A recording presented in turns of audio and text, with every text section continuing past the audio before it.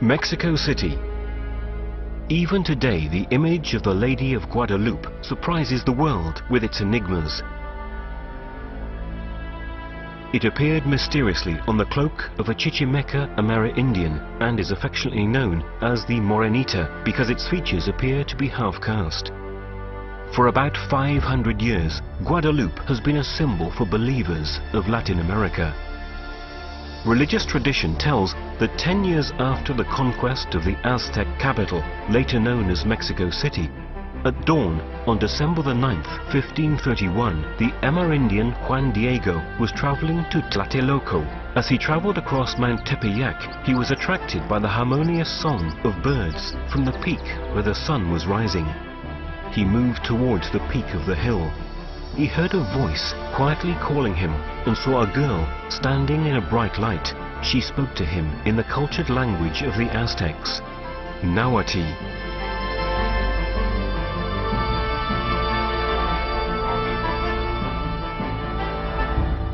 Juan Diego, sin te ruego, te suplico. Juan Diego, please, I beg you, I am the Virgin Mary, the mother of the true God for whom all live, the creator of men, Lord of the heavens and the earth. Go to the bishop, tell him that I want a little house here in the glade, to honor him who is love, tenderness, compassion, good, peace, truth, justice. Juan Diego raced to the bishop, but obviously it was not easy for him to obtain an audience.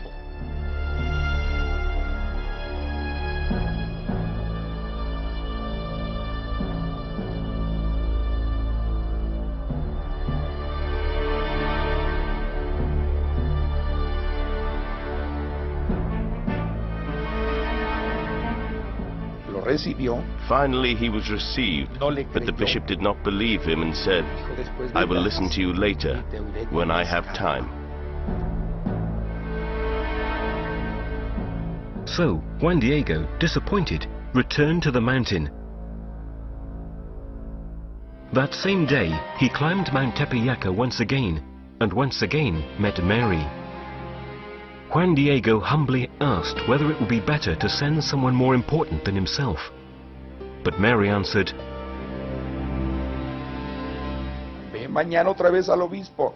Ve y dile que quiero aquí mi casita. Tomorrow, return to the bishop and tell him that I want my little sacred house, my little temple. The next day, Sunday afternoon, Juan Diego returned to the bishop.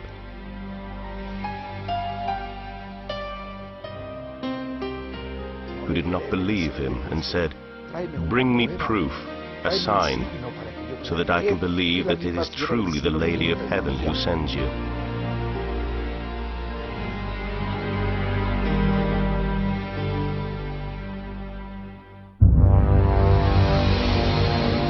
Juan de Zumárraga, this was the name of the first bishop of the city of Mexico, ordered some monks to follow the Amerindian.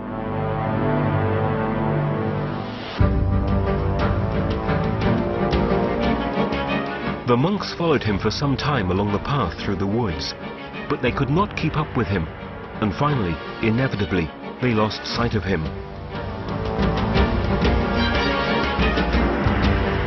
Once on the peak of Mount Tepeyac, Juan Diego met Mary once again.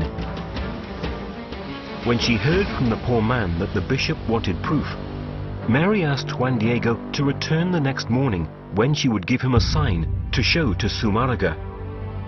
However, Juan Diego did not return the next day. In fact, he had to go and look for a priest, fearing for his uncle, who was seriously ill.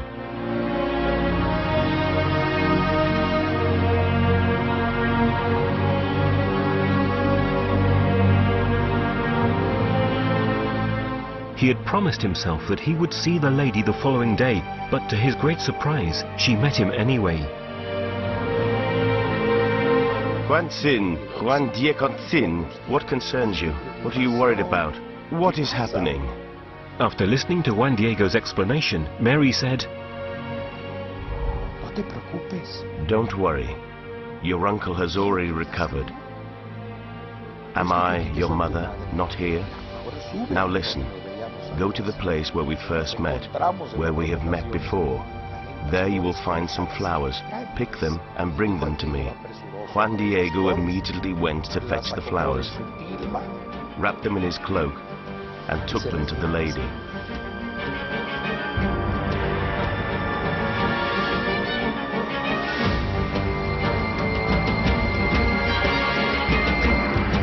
Who, when she saw them, touched them, and arranged them and said, "Go to the bishop and give these flowers only to him, and say that this is the sign that the Lady of Heaven has sent to him."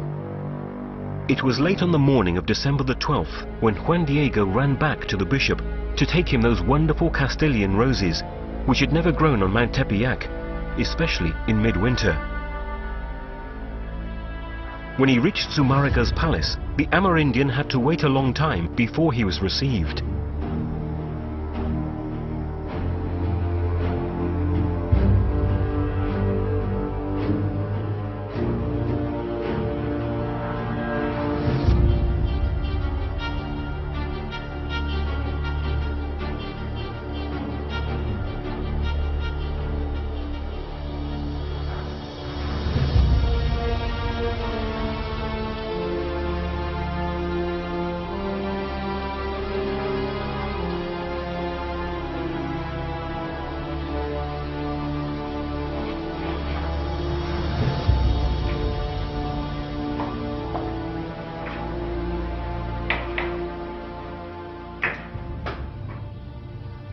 When he stood before the bishop, Juan Diego told him of his conversation with Mary and opened his cloak to show the flowers.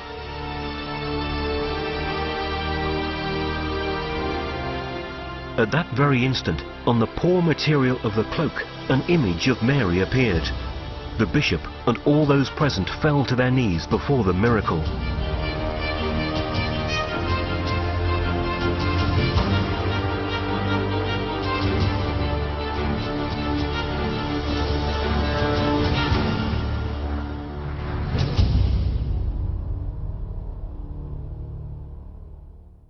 Juan Diego, having fulfilled his task, returned to the uncle he had left the day before.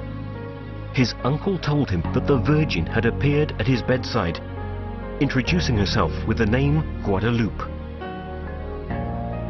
The story of Juan Diego and the Virgin of Guadalupe soon spread by word of mouth, as in the Aztec tradition. There are numerous written sources and local writings that mention this event. It has therefore been possible to verify that the people in this story truly existed. Amongst the local sources closest to the time of the events, there is one that is considered a masterpiece. Its name means, "Here it is told."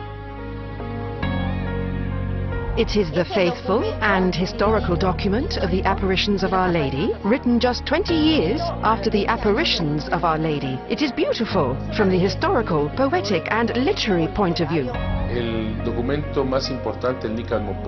The most important document is the Nican Mopowa. Undoubtedly, it is one of the most important and ancient. The oldest copy, which is held in the New York Public Archives in the Lenox collection, was written by Antonio Valeriano, an educated Amerindian who studied both Spanish and Latin with the Franciscans, so that he wrote with Latin characters, but with Nahuatl sounds. This and other sources, such as the Code 1548, also known as the Códice Escalada, dating from the year of Juan Diego's death, have been carefully analyzed by the Church. In 1990, Pope John Paul II beatified the Amerindian. Saint Juan Diego thus became the first lay Amerindian to be canonized in the history of Christianity. Juan Diego's tilma, on which the image of the Morenita appeared, was a poor cloak, also known as an ayate, used by the poorest Amerindians. They were very long woven cloths that the Amerindians wrapped themselves in. At times they slept on the ground and covered themselves in the cloth, or they used them to carry goods, They wrapped the things they bought at the market in them. They were rough cloths with many uses. This cloth was woven on a belt loom about 50 to 55 centimeters wide.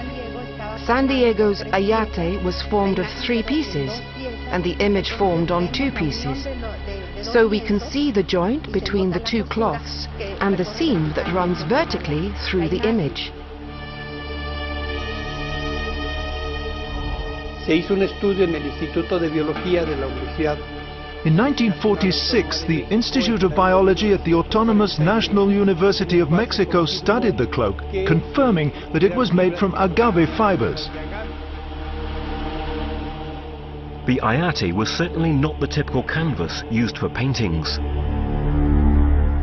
Miguel Cabrera, uno de los grandes pintores del siglo XVIII, dice que era... Miguel Cabrera, an 18th century artist, stated that it was absurd to think that an artist would have used such a rough canvas made up of 2 pieces. When various canvases were joined for a painting, the seam was hidden. It was unthinkable that the painter should leave a visible seam. So, how could an agave canvas, which is very fragile, be preserved for such a long time? It is necessary to treat it continually, to fight the parasites that attack it. That is to say, for example, unlike a linen cloth, which is very durable, agave fibers only last for a very short time. This topic has been a surprise for many investigators, since the fabric has been conserved for more than 475 years. Unlike other fabrics made of material very similar to that of the ayate, which have not lasted for more than 10 years. For instance, a painting by Rafael Gutierrez, dating from the late 18th century, located in the Chiesa del Pochito, very close to the ancient basilica, did not last more than 10 years. After 8 years, all the colors used had changed, the fabric had deteriorated badly, the fibers had broken, despite the fact that it had been protected with glass from the very start. The entire setting in which the ayate was kept encouraged decay and deterioration of the fabric, since the environment was quite damp and full of saltpeter. Saltpeter attacks stone and crumbles it. The original image remained almost 120 years without the protection of glass. It is therefore a surprise that this fabric, so fragile, should have been preserved. Special measures to protect it have only been taken in recent years. Recently, studies have been carried out that show that the fabric is still not decaying. Moreover, it must be said that the tilma has survived an incident in which nitric acid was poured onto the fabric, an event that caused the appearance of a spot which is inexplicably disappearing. There is more. A bomb that exploded in 1921 during an attack destroyed everything, even bending a massive bronze crucifix, while the image was the only thing that remained intact. Also, the way in which the image is fixed onto the fabric is still a mystery. In the tilma there is no what we call imprimatur, which is the preparation that painters have to carry out to eliminate the irregularities in the fabric, to fill in the interstices and create a suitable surface so that the paint will stick, so that it will fix. In the case of the tilma, already in 1666 there was proof that this preparation did not exist. The weave of the tilma is so open that you can see through it. Even the brilliance of the colors of the image of Guadalupe does not seem to have dimmed with time. We have descriptions of what it looked like throughout history, and the colors are still the same. There are paintings that preserve their colors because they have a base of paint, a final varnish that preserves the colors. But even so, the varnish that was applied oxidizes with time. In painting, to create the sense of volume and depth, layers of color are used, various brushstrokes of different hues. In the image of the Virgin of Guadalupe, the ayate seems to have the volume created from a single brushstroke, a single layer of color. What is more, there is a very surprising fact. It is a very rough canvas, because we can see knots and areas with thick weave. In the lips of the Virgin, it is precisely the thick weave that gives this impression of volume. That is, the imperfections in the fabric have been used to create this face. You can see images of Guadalupe all over the world and copies by various painters, and no one has been able to copy the face. In the 1980s, with infrared photography, a technique that is still used, for example, in the critical studies of ancient paintings, Professors Jody Smith and Philip Callahan, who work at NASA, confirmed that the tilma had not been prepared for painting. They also said that there was a total absence of brushstrokes. No strokes. No technique of known painters. What is more,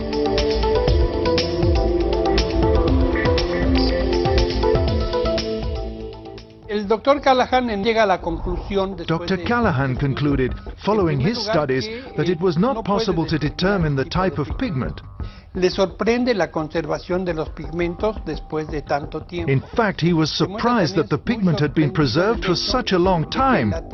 He was also surprised by the fact that the tilma did not show any damage caused by the smoke and the light of the candles that were used.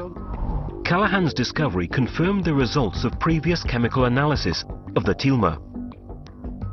También se ha podido ver a través de estos estudios que in particular, through a study carried out in 1936 by Dr. Richard Kuhn, a yellow fiber and a red fiber of the ayate were analyzed. Kuhn could not determine whether the pigments were of vegetable, mineral or animal origin.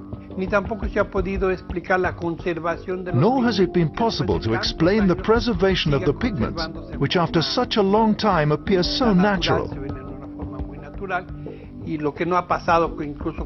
This is not true of many copies.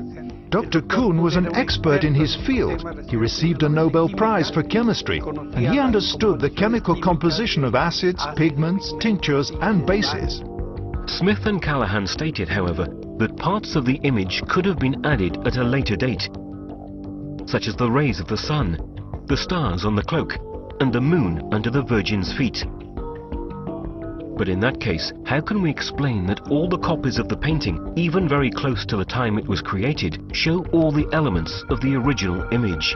One of the most ancient copies, certainly realized prior to 1571, is held in Italy, in the province of Genoa.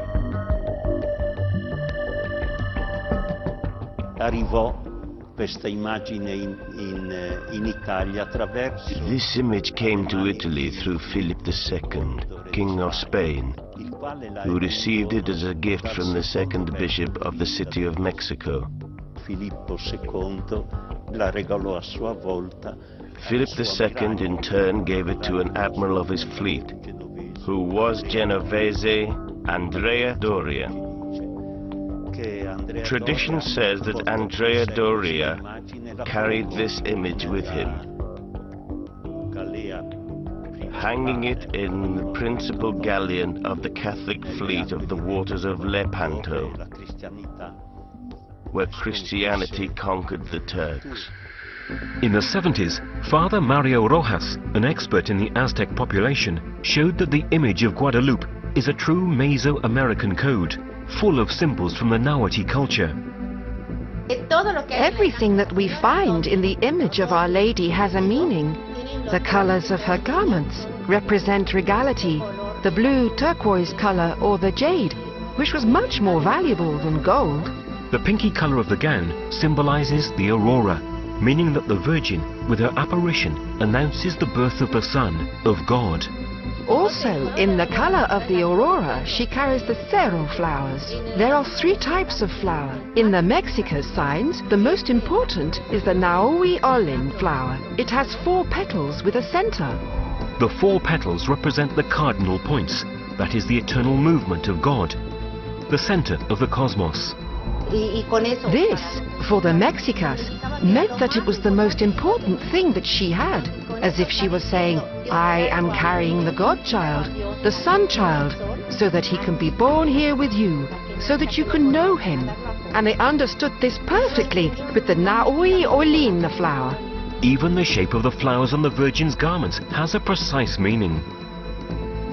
The cerro flowers are called this because they have the shape of the mountains. This is how the mountains were shown on the maps, what they look like with little pointed peaks. And with this, she wanted to say Tepeyacatl, peak of the mountain, or pointed mountain. Father Chavez exalts the most important meaning of these flowers, but all the native people called floricanto. Si la señal para el obispo son las flores, the sign for the bishop was the flowers. In a land like the Tepeyac, arid, dusty, salnitrous, where there was no life and yet flowers bloomed, while for the native peoples, floricanto meant truth. The sign, therefore, was much more potent, much stronger for the native mentality than for the Spanish. They said, I can't see the root, but I understand that there is life in the root. So, the sign that the Virgin was sending to the bishop was the sign of truth. The Amerindians understood all this because it was part of their life, their culture. They understood perfectly that not only was that figure noble, but also that she was an empress, because only the emperor, Moctezuma, could use the azure cloak, which meant the sky dotted with emeralds. That is, it became a turquoise color. It also meant that she was a mother, because she was pregnant with the omnipotent God, since the four-petaled flower was present. That she was a virgin, like a maiden, because of the loose hair combed down, which meant virginity. So the Amerindians saw in the hair virginity, and in the belt maternity. In fact, in the Aztec culture, when a woman was pregnant, she wore a dark purple ribbon around her waist. A mystery also lies in the stars on the cloak.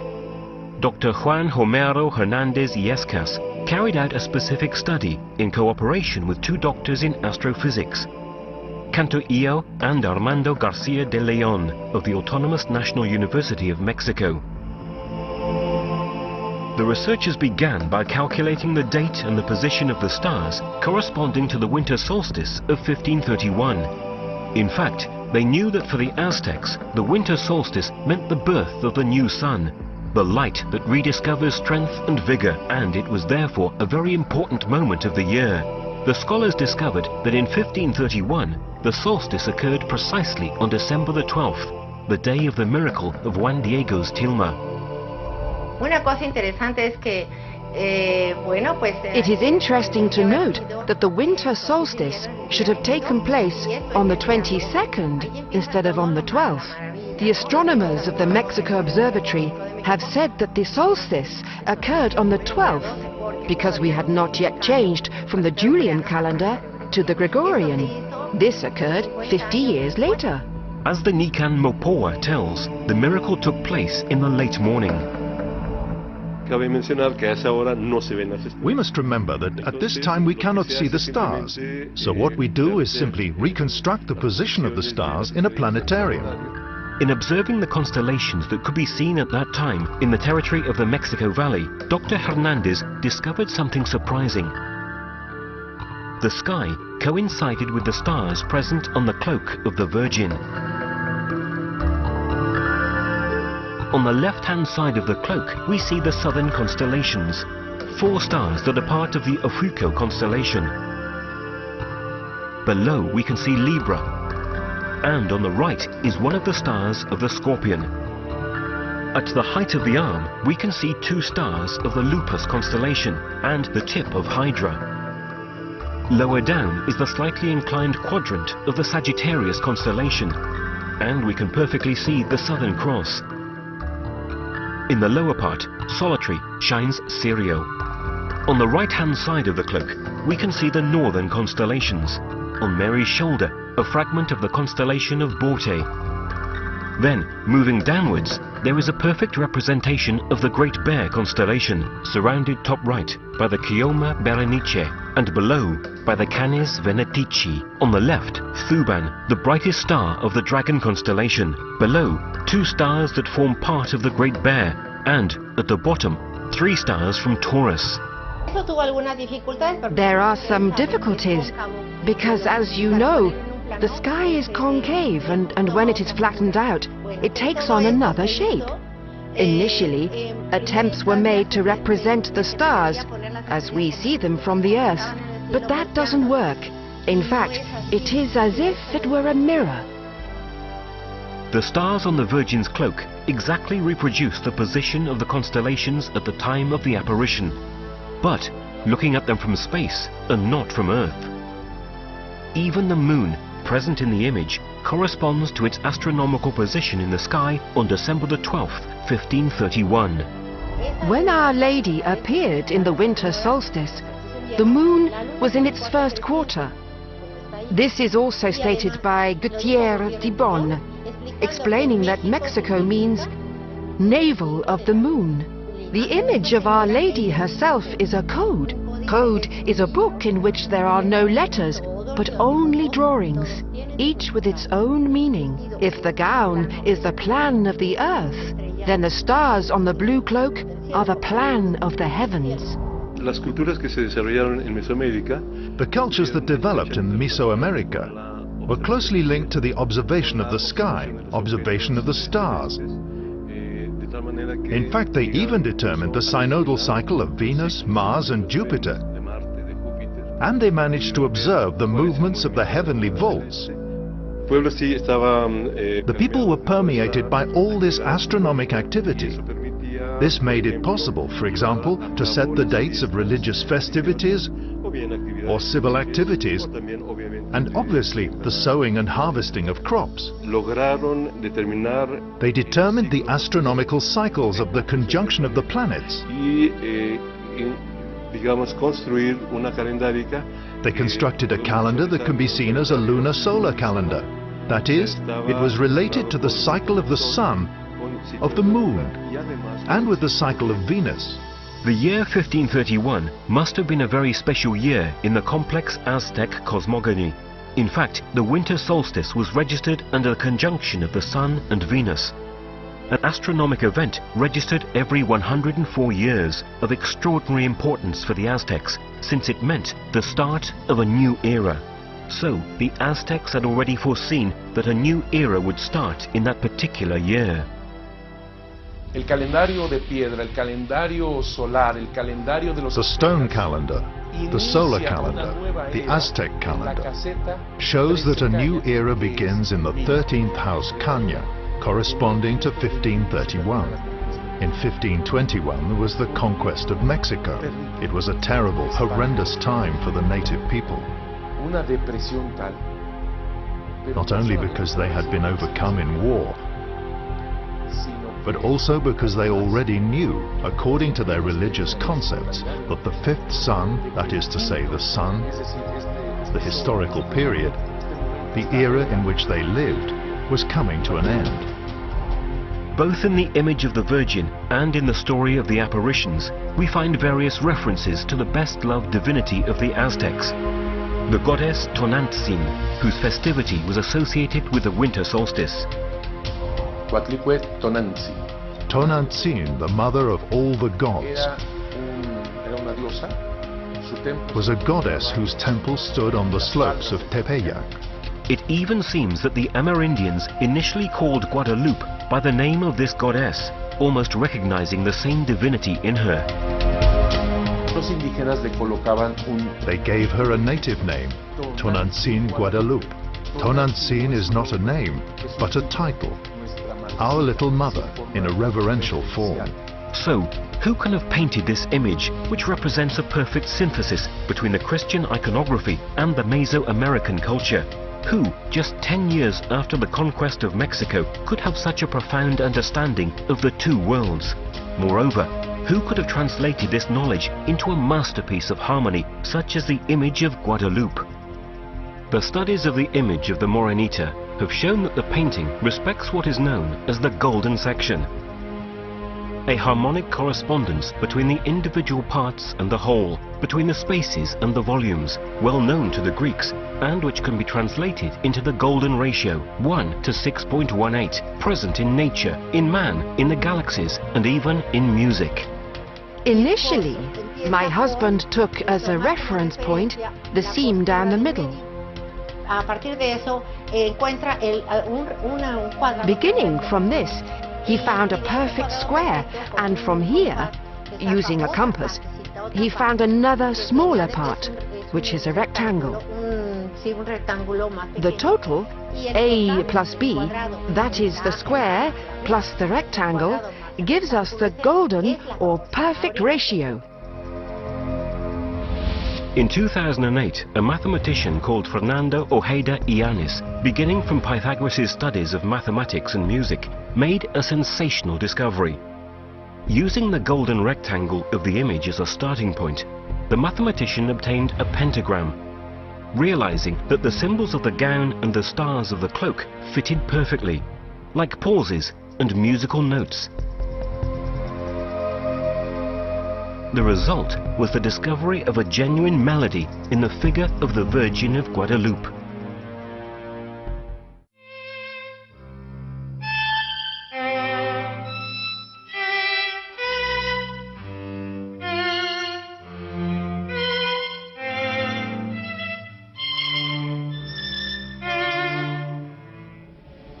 But the wonders that surround Guadalupe do not end here.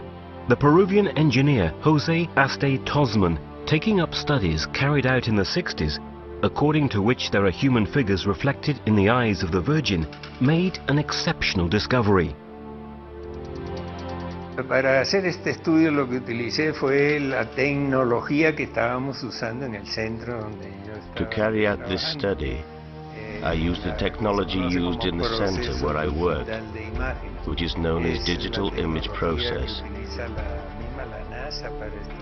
It is the same technology that the NASA uses to study the images sent from space. Muchas entidades utilizan también para estudiar imágenes. And many institutions use it to study.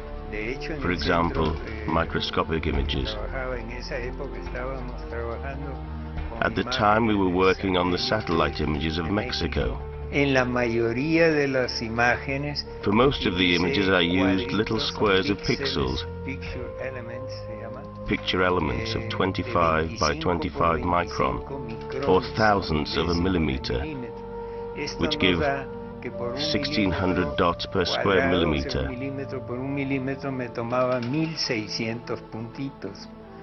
Las ampliaciones fueron hasta crecido 2000 veces. The images were enlarged 2,000 times to attain very specific details. Y hablamos cronológicamente, digamos, el primero que yo descubrí que me llamó mucho la atención. Following a chronological order, the first figure that I found and that attracted my attention was that of a native man, sitting with his legs crossed as the Mexicans used to do at the time. It is very detailed. The seated native wears a ring in his ear. The thickness is as fine as a hair. The professor also identified what is said to be the figure of the bishop, and which corresponds perfectly to paintings from the period in which Juan de Zumárraga is portrayed. Then there is the figure of Juan Diego with a tilma around his neck. Luego encontré algo que me llamó la atención. Then I found something that really attracted my attention. It was a black woman, who I later found out actually existed in history. Then, near what was supposed to be the bishop, I saw a white man. I later came to know that he could have been an interpreter. We know that Zumárraga needed an interpreter. When he spoke to the natives, we know his name. He was called Juan González. The last figures discovered by Tonsman belong to a family group.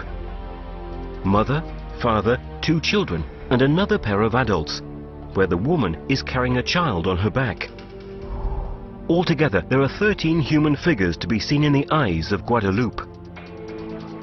According to the laws known as Purkine Sampson, from the name of the scientists who discovered them, when our eyes reflect something, up to 3 images of the same object can form. Cuando miramos algo, nuestras córneas, When we look at something, our corneas behave like 2 mirrors. They are 2 crystals that reflect what is in front of us.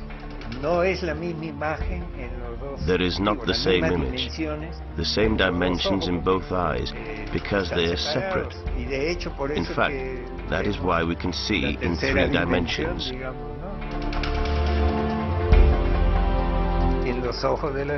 In the eyes of the Virgin, there are 13 joint images, but they are grouped in 2 scenes.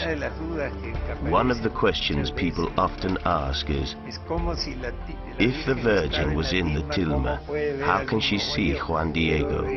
This is very interesting, because if we analyze the tilma very carefully, we can clearly see that there is no image of the Virgin. It is as if it were just a few instants before the image was impressed.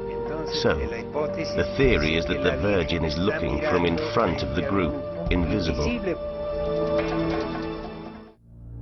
The Morenita appeared to Juan Diego's uncle and healed him, and revealed her name to him, Guadalupe. But Guadalupe was a very well-known name in Spain, in the region of Extremadura. In fact, it is linked to another apparition of the Virgin, which has its roots in the period in which Luke, the evangelist, was writing his Gospel.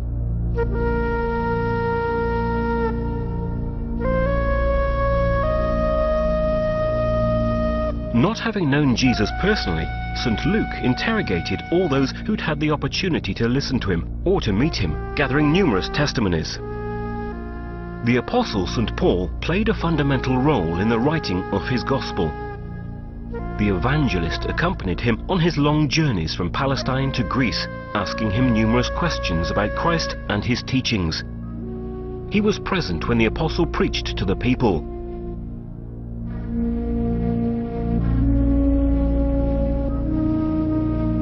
But above all, the Gospel of St. Luke gives the faithful reconstruction of the stories about the true protagonist of this incredible story, Mary. During their long conversations, she confided to him many details of the life of her beloved son. His childhood, the first sermons. St. Luke carefully noted her words, listening devotedly. That is why his work is also called Mary's Gospel. Apart from being an evangelist, it is said that St. Luke was a doctor and an artist. The Virgin was the subject of many paintings and sculptures attributed to him. It is precisely from one of these works that the incredible story that brings us back to the Virgin of Guadalupe in Mexico begins.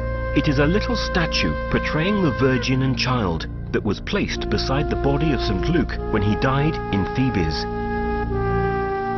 So, how did this artifact from Greece arrive in the Extremadura region of Spain? It is said that the statue was carried from Thebes to Constantinople, together with St. Luke's coffin, on the orders of the Eastern Emperor Constantius in 357 AD.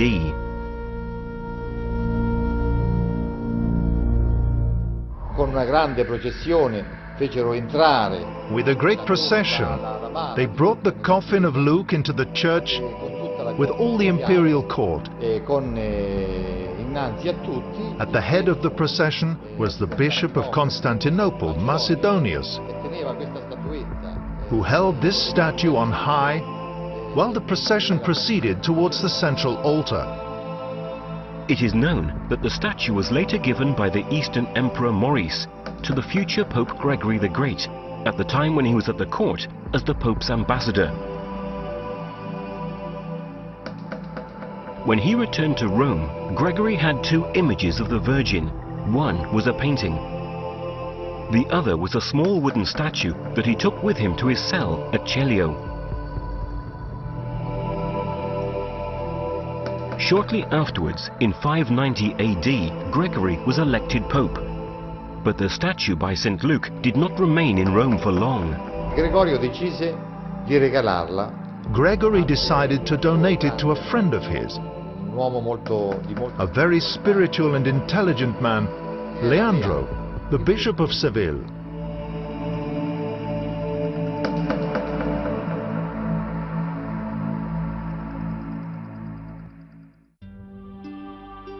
The statue remained on the high altar of the cathedral in Seville for about a century, disappearing during the Arab invasion of Spain.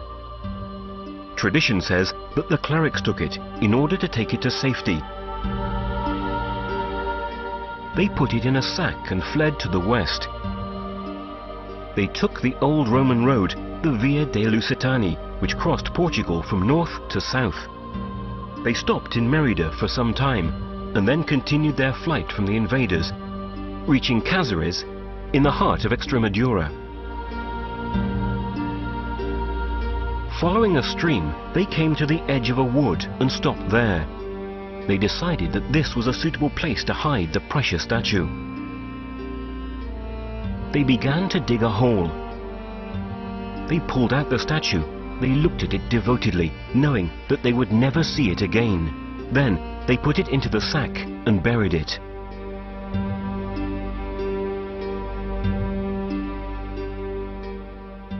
Di questa statuetta logicamente non vi si è più nulla. Obviously nothing more is known of this statue, but traces of it have remained in the popular legends of the area, with the people of the area. In fact, they told strange stories, stories that grandparents told the children beside the fire during the winters. They told of a treasure hidden in the woods. For 600 years, the little statue by St. Luke was forgotten until the summer of 1329.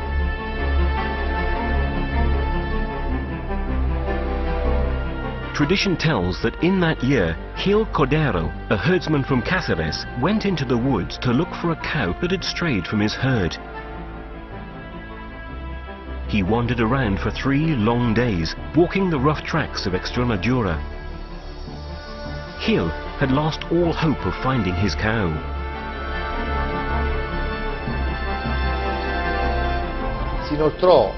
He walked along this stream, which was now called Guadalupe, because the Arabs had called it Guadalupe.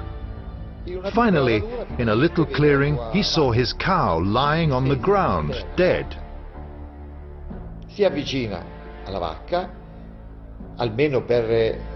went over to the cow to skin it, and at least to get some leather, and instead, the cow stood up. It was alive and kicking. Just at that moment, in a blinding light, appeared the Holy Virgin. Mary asked the man to bring the local priests to the clearing and to tell them to dig in exactly the place where the animal had lain, revealing that they would find a wooden statue of her to be venerated.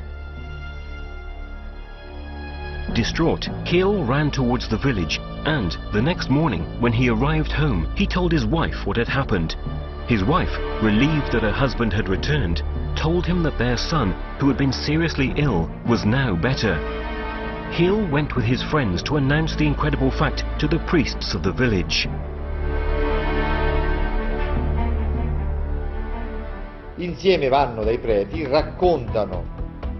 Together they went to the priests, and they told them what the Virgin had said, emphasizing above all the phrase that the Virgin had pronounced, "May a small house be built here, where the poor who arrive must be given at least 1 meal a day."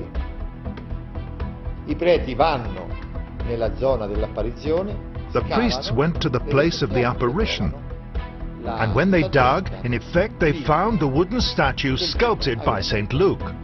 Right at that spot, near the Guadalupe River, the first hermitage was built, which soon became a place of great devotion and residence for the very poor.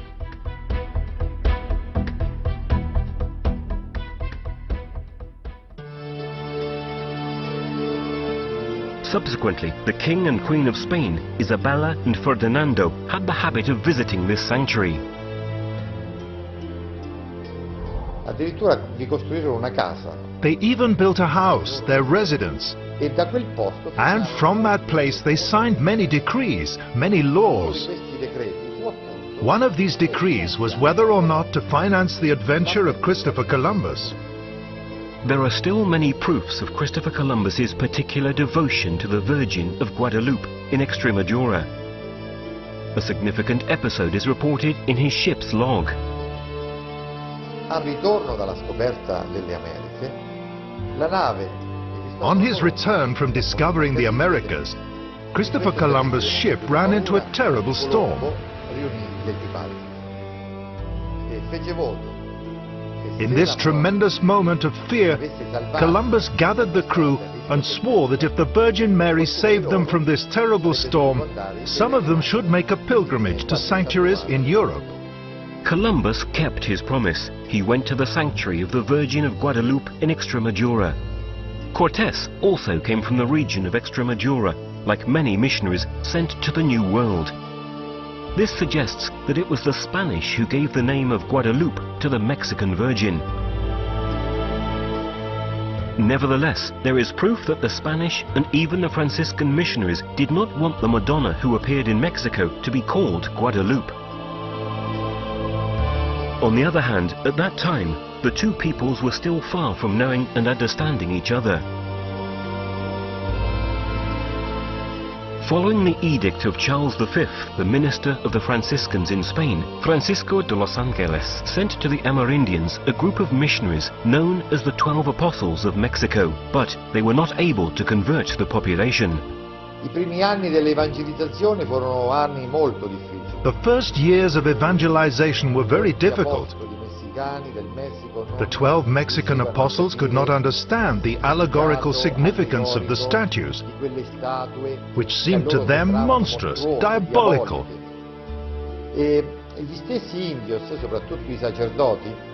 And the Amerindians themselves, above all the priests, could not understand why these men, so holy, who brought a message of peace, who brought a message of brotherhood, were any different from their white Spanish brothers who tortured, imprisoned and killed them. Li torturavano, li privavano della libertà, li ammazzavano. Evidently, a similar evangelization was impossible, titanic. Just think that before 1531 there were 35 Franciscan missionaries, only a few Dominicans and some diocesan, not more than 50 people altogether to evangelize around 23 million natives.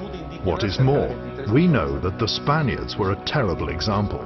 They killed each other, they stole from each other, and they committed the greatest and most serious injustices. Zumárraga himself was the victim of an attack by the terrible Primera Audiencia, the Spanish government of Mexico, and he wrote to King Charles V telling him of the tragic situation in the colony. This reference to the bishop is very important. For me, it is the key. That is, the Virgin of Guadalupe came for the Amerindians, who were living the tragedy of the conquest, of the diseases. Their world was collapsing. She also came for the Spaniards, who were destroying each other, and who even tried to kill their own bishop. She came to resolve the problems of everyone, not only the native population. She also spoke to the Spaniards of the time, and to the half-castes who were being born. En ella se hermanaron dos grandes pueblos. Two great peoples united in her, humanly irreconcilable, with different visions, with distinct cosmogonies, a different concept of God, of man, of nature, and yet in Mary we are all united. In Mary we are integrated. The breadth of the message that the Virgin of Guadalupe incarnated in her image was enormous for Latin America. Guadalupe arrived to give dignity and protection to all, personifying with her half-caste features the birth of a new race, the fruit of union and integration.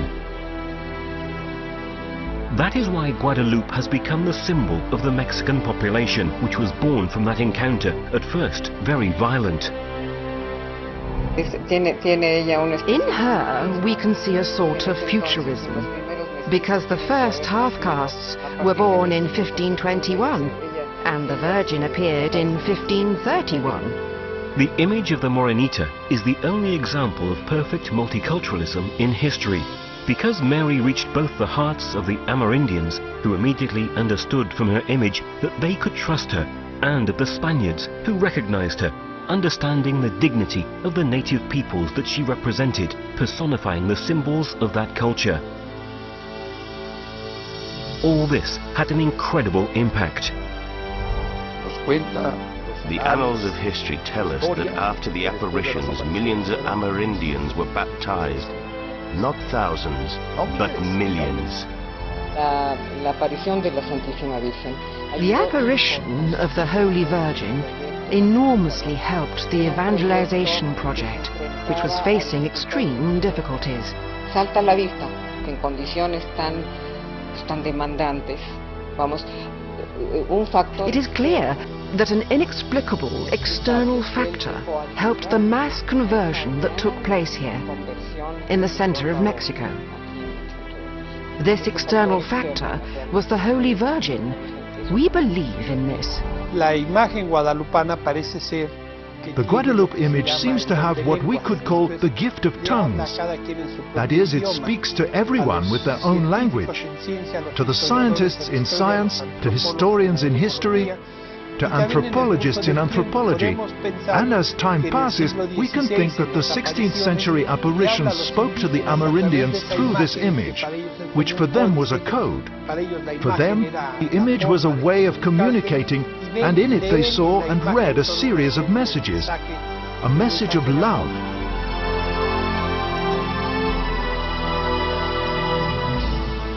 And that is how the cloak of a poor Amerindian with exceptional characteristics changed the history of the peoples of Latin America.